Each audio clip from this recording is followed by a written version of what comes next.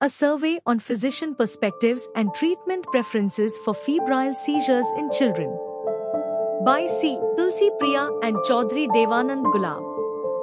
Background: febrile seizures are the most common symptoms observed in pediatric patients and often prompt parents to seek medical attention. There are two types of febrile seizures: simple and complex. While simple febrile seizures are typically harmless, complex febrile seizures can have long-term effects. These seizures occur due to fever without any intracranial infection or acute electrolyte imbalance between the ages of 6 months and 6 years old. Most children with febrile seizures experience normal growth patterns and development after an episode. However, evidence suggests that both parents and physicians hold misconceptions about managing fever effectively. Objective: this study aims to determine physician opinions regarding treatment preferences for children experiencing febrile seizure episodes within the age group ranging from 6 months up to 5 years old. Methods: in June to July 2021, we conducted a cross-sectional study involving primary care physicians, N is equal to 100. A self-administered questionnaire was used via a Google Form survey to gather data. Descriptive statistics were employed for analysis. Results: our study revealed that only 10% of physicians correctly identified a body temperature above 37.2 degrees Celsius as fever when measured axillary temperature is taken into account. Furthermore, just 26.2% of the surveyed physicians considered signs and symptoms other than fever before prescribing antipyretics.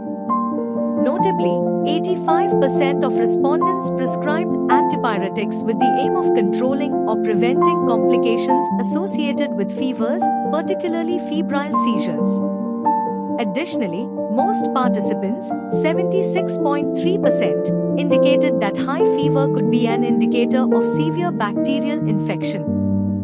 Interestingly, the majority, 91.3%, advised parents to alternate between ibuprofen and paracetamol if the child's fever did not subside. Conclusion: misconceptions regarding management and potential complications related to febrile seizures were evident among participating physicians in this study. The findings indicate a need for improved recognition, assessment, and management by primary care providers when it comes to managing underlying illnesses in children presenting with a fever-related condition.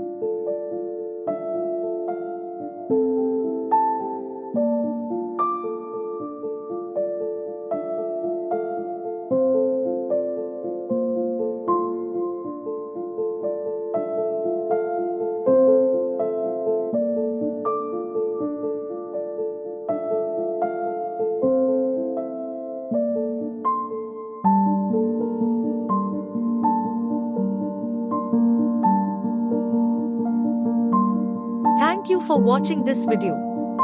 Please subscribe our channel for watch more scientific research videos.